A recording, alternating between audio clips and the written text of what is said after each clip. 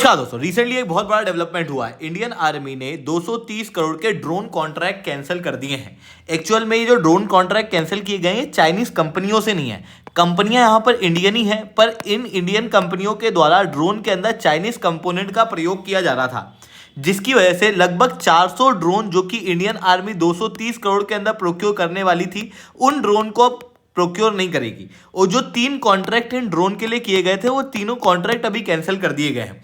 ये जो 400 ड्रोन है, इसके अंदर से 200 मीडियम एल्टीट्यूड ड्रोन है, 100 हाई वेट ड्रोन है और 100 लाइट वेट लॉजिस्टिक ड्रोन है। अब इन सबको इंडियन आर्मी जो है प्रोक्योर नहीं करेगी, तो फिर बात आती है कि भारत के अंदर तो कई सारे ड्रोन्स हैं और मैक्सिमम ड्रोन के अंदर चाइनीज कंपोनेंट का कहीं ना कहीं प्रयोग तो किया ही जाता है। तो फिर इंडियन आर्मी क्या करेगी अगर इन ड्रोन को नहीं खरीदेगी? तो दूसरी तरफ ये भी पॉइंट आता है कि आखिर में अचानक से इंडियन आर्मी को क्या हुआ कि अब हम लोग ऐसे ड्रोन जिनके अंदर चाइनीज कंपोनेंट का प्रयोग कर रहे हैं उनको यूज नहीं करेंगे। तो इन सारी चीजों को डिटेल में मैं शुभेंद्र चौहान आप लोगों के साथ में चर्चा करूंगा। बट उसके पहले आप लोग मेरे साथ में SR10 टेलीग्राम ग्रुप के ऊपर जुड़ सकते हो। मेरे क्लास की अपडेट पीपीटी पीडीएफ सब कुछ आपको मिल जाएगी। यूपीएससी सीएससी की तैयारी करना है, इंडिया के टॉप एजुकेटर से ऑफलाइन क्लास के अंदर पढ़ना है, तो आप लोगों के पास में अच्छा मौका है। अनअकैडमी अब केवल ऑनलाइन ही रहा है, अनअकैडमी ऑफलाइन भी आ चुका है। दिल्ली, करोल बाग, मुखैनिया के अंदर, प्रयागराज, सिविल लाइन्स और बिहार के पटना के अंदर ऑलरेडी हमारे सेंटर्स खोले जा चुके हैं, जहां पर इंडिया के ये टॉप एजुकेटर्स आप लोगों को ऑफलाइन क्लासेस के अंदर कंप्रहेंसिव यूपीएससी सीएससी की तैयारी कराएंगे। इसके अलावा 11 से 6 बजे के बीच में 9 फरवरी के दिन हमारा एक बूट कैंप होने वाला है, जहां पर हमारे टॉप एजुकेटर्स आप लोगों से मिलेंगे। तिवारी हाउस वाला जो अनअकैडमी वाला सेंटर है, यानी कि जो करोलबाग वाला हमारा सेंटर है ना, वहां पर जहां पर आपको इन डेप्थ एकेडमिक सेशन के साथ में पीवाईक्यू एनालिसिस और आपके जितने भी यूपीएससी सीएससी रिलेटेड डाउट हैं उन सबको रिजॉल्व किया जाएगा और एंड टाइम के रिवीजन के लिए हैंड आउट भी दिए जाएंगे। तो आप बिल्कुल से इसके अंदर जुड़ सकते हो, ये फ्री ऑफ कॉस्ट होने वाला है। इसके अलावा अगर आप इस बार की एग्जाम देने वाले हो प्रीलिम्स 2025, तो उसके अंदर अगर आपको करंट अफेयर्स की तैयारी करना है तो उसके लिए नीचे एक मैगजीन मैंने दी हुई है। साथ में पैटर्न को समझने के लिए प्रीवियस ईयर के क्वेश्चन, सिली मिस्टेक मिनिमम से मिनिमम हो उसके लिए मॉक टेस्ट, एनसीईआरटी के नोट्स की समरी, ताकि आपके बेसिक क्लियर हो। और कुछ आए बाएं क्वेश्चन जो है वो इंडिया ईयर बुक से हर साल आ जाते हैं, तो उसकी समरी जो है वो नीचे डिस्क्रिप्शन के अंदर मैंने दी हुई है, वहाँ से फ्री ऑफ कॉस्ट आप डाउनलोड कर सकते हो। इसके अलावा ये कॉन्टैक्ट नंबर है जिस पर आप कॉल करके हमारी टीम से बातचीत कर सकते हो अगर आपकी कोई भी इंक्वायरी है अनअकैडमी रिलेटेड। तो चलिए दोस्तों, आप समझने का प्रयास करते हैं यहाँ पर क्या हुआ है। देखो, अगर मैं बात करूं ड्रोन की, तो दुनिया के अंदर आज के समय पर सबसे ज़्यादा यूज़ होने वाला हथियार जो युद्ध भूमि में यूज़ हो रहा है वो ड्रोन ही है।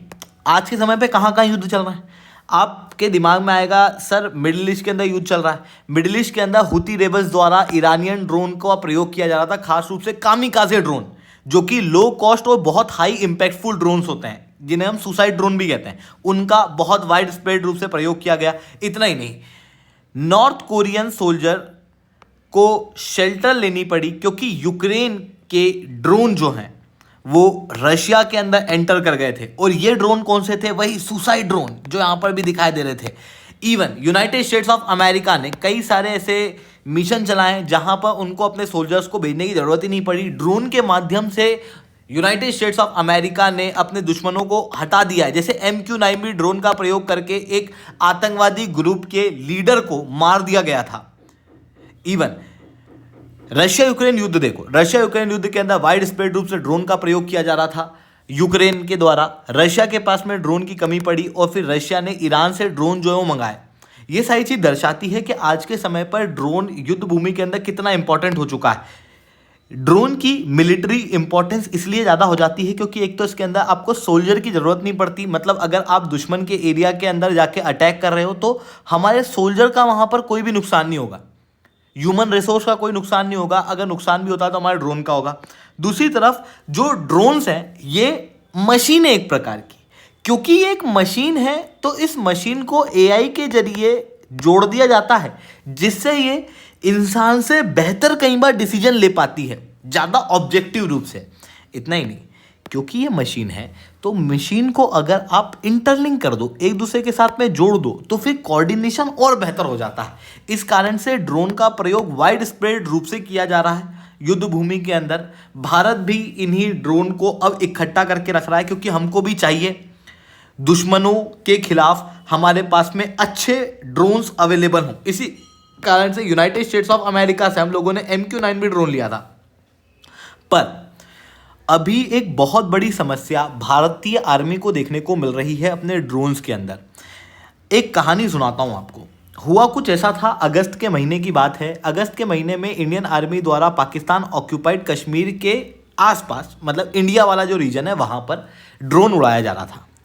इस ड्रोन को उड़ा के हम लोग सर्वेलेंस कर रहे थे। अचानक से उस ड्रोन के अंदर कुछ अजीबोगरीब गतिविधियां पाई गई।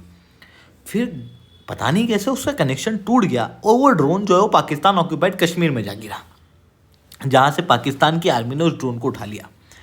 बाद में जब इस चीज के ऊपर इंक्वायरी बैठी कि यार उस ड्रोन के अंदर हुआ क्या था, तो पता लगा कि उस ड्रोन को हैक कर लिया गया था। फिर वापस विचार किया गया, पर पाकिस्तान के पास में इतने एडवांस टूल कहाँ से आए कि उसने हमारे ड्रोन को ही हैक कर लिया। बाद में समझ में आया कि उस ड्रोन के अंदर चाइनीज कंपोनेंट का प्रयोग किया गया था, और क्योंकि उसके अंदर चाइनीज कंपोनेंट थे तो उन चाइनीज कंपोनेंट को कैसे हैक करना है वो चाइना को पता था, और चाइना ने वही टेक्निक जो है पाकिस्तान को दे दी और पाकिस्तान ने उस ड्रोन को हैक कर लिया। तो फिर तो मोरल ऑफ द स्टोरी जो हम लोगों को समझ में आई वो ये थी कि यार चाइनीज कंपोनेंट का प्रयोग नहीं होना चाहिए ड्रोन में। इवन 2010 और 2015 के अंदर directorate general of military intelligence द्वारा भी कहा गया था कि चाइनीज ओरिजिन हार्डवेयर और software sensitive defence system including drone के अंदर यूज ना किए जाए। उसके बावजूद भी कई सारी कंपनियां जो कि भारत के अंदर ड्रोन बनाती हैं, उनके द्वारा चाइनीज कंपोनेंट का प्रयोग किया जाता है ड्रोन को सस्ता करने के लिए, पर वो भारत की सिक्योरिटी के ऊपर एक मेजर थ्रेट है।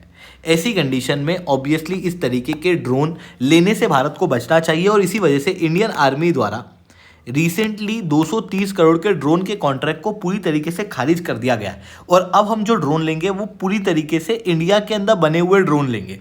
अब बात आती है कि क्या इंडिया में पूरी तरीके से इंक्लूडिंग कंपोनेंट भी क्या ऐसे हैं जहां पर चाइनीज कंपोनेंट का प्रयोग नहीं होता, पूरी तरीके से वो इंडिया में बने हुए ड्रोन है? हाँ जी, फॉर एग्जांपल आप देख सकते हो जूपा ड्रोन जो कि रिसेंटली आया है।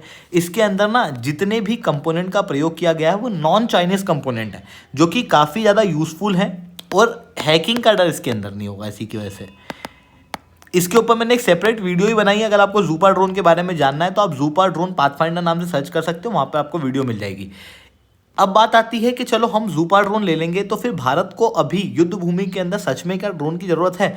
सही बात है, बिल्कुल ज़्यादा रूप से हम लोगों को ड्रोन की आवश्यकता है, क्योंकि हमारे जो दुश्मन हैं वो लगातार ड्रोन की एक पूरी आर्मी सी कलेक्ट कर रहे हैं। फॉर एग्जाम्पल चाइना के द्वारा 1 मिलियन लोइटरिंग मुनिशन के ड्रोन बनाए जा रहे हैं, मतलब सुसाइड ड्रोन बनाए जा रहे हैं। इवन चाइना पाकिस्तान को अपने एडवांस ड्रोन दे रहा है। दूसरी तरफ रशिया से भी पाकिस्तान अनमेंड एरियल व्हीकल यानी कि ड्रोन को परचेस कर रहा है। For example super cam drone, जिसका वाइड स्प्रेड रूप से रशिया यूक्रेन युद्ध के अंदर रशिया द्वारा यूक्रेन के खिलाफ प्रयोग किया गया, उस सुपर कैम 350 ड्रोन को अब हो सकता है पाकिस्तान खरीदे। ऐसी कंडीशन में भारत के ऊपर इन चीज़ों की वजह से एक बड़ा खतरा बनता है, और उसी की वजह से हम लोगों को ज़रूरत है और ज़्यादा ड्रोन को बनाने की। और इसी वजह से भारत के अंदर ड्रोन बनाने के लिए कई सारी स्कीम्स वगैरह लेके आई गई है, जैसे प्रोडक्शन लिंक्ड इंसेंटिव ड्रोन के अंदर दिया जाता है। इवन मिलिट्री और रिसर्च एंड डेवलपमेंट के अलावा और कोई भी पर्पस के लिए ड्रोन का इम्पोर्ट भारत के अंदर अलाव नहीं है। हम और किसी भी प्रकार का ड्रोन इम्पोर्ट नहीं करते हैं, और ये स्टेप इसलिए लिया गया ताकि इंडिया के अंदर जो इंडिजिनस ड्रोन की इंडस्ट्री है उसको हम लोग प्रमोट कर सकें। इवन ड्रोन के अंदर रिसर्च एंड डेवलपमेंट और बाकी सारी चीज़ों को प्रमोट करने का प्रयास जो है वो किया जा रहा है, और उसी के लिए 3000 करोड़ रुपए इन्वेस्ट किए जा रहे हैं 2500 मिलिट्री ड्रोन के अंदर भारत के अंदर। तो ये चीज़ें हम लोगों को यहाँ पर देखने को मिल रही है। अब बात आती है भारत के अंदर जो ड्रोन पॉलिसी है वो क्या है, क्योंकि ये ड्रोन रूल्स जो हैं वो काफ़ी ज़्यादा इंपॉर्टेंट हो जाते हैं UPSC CSC point of view से। तो देखो, ड्रोन को भारत के अंदर उड़ाने के लिए कुछ निर्धारित नियम हैं, जिसके अंदर किस रीजन में ड्रोन उड़ाया जा सकता है, किस रीजन में नहीं उड़ाया जा सकता है, किस रीजन में परमिशन के साथ उड़ाया जा सकता है, इन सारी चीज़ों को बिल्कुल क्लियर किया गया है। फॉर एग्जांपल ग्रीन जोन ऐसे जोन है जहां पर एयर स्पेस लगभग 400 फीट के नीचे नीचे की आती है, उस एरिया को आप ग्रीन जोन कहते हैं। और वहाँ पर कोई भी ऐसा नहीं है कि भाई आपका एयरप्लेन उड़ रहा है या फिर कोई भी बहुत सेंसिटिव इलाका नहीं है, तो उसे हम लोग ग्रीन जोन में लेके आते हैं। दूसरी तरफ येलो जोन आता है जो कि 12 किलोमीटर 8 से 12 किलोमीटर एयरपोर्ट के आसपास, और दूसरी तरफ 400 फीट के ऊपर वाला रीजन, इसको हम लोग येलो जोन कहते हैं। तीसरा होता है रेड जोन, जहां पर हमारे बहुत सेंसिटिव इंफॉर्मेशन रखी हुई है। फॉर एग्जांपल इसरो का सेंटर है, जहां पर हम मिसाइल को टेस्ट करते हैं, वो अब्दुल कलाम आज़ाद आइलैंड है, उनके आसपास आप ड्रोन नहीं उड़ा सकते। अब इन तीनों के लिए अलग अलग परमिशन जो है वो लगती है। ग्रीन जोन के लिए कोई भी परमिशन की आवश्यकता नहीं है, येलो जोन के लिए एटीसी से परमिशन की आवश्यकता लगती है, ऐप के जरिए ली जा सकती है, और रेड जोन के अंदर सेंट्रल गवर्नमेंट की परमिशन जो है वो लेना जरूरी होती है। तो ये चीज़ें हम लोग को देखने को मिलती है। आई होप ये सारी बातें आपको समझ में आई होंगी। लेक्चर अच्छा लगा हो तो लाइक करना, लेक्चर बहुत अच्छा लगा हो नीचे 7 से 10 कमेंट करना। यूपीएससी सीएससी की तैयारी करना, इंडिया के टॉप एजुकेटर से ऑफलाइन क्लास के अंदर पढ़ना है तो आप लोगों के पास में अच्छा मौका है।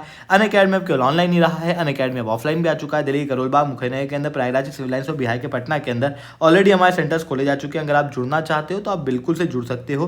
हमारी ऑफलाइन क्लासेस जो हैं वो ऑलरेडी शुरू हो चुकी हैं। ठीक है दोस्तों, आज के that's all from my side. जय हिंद, जय भारत।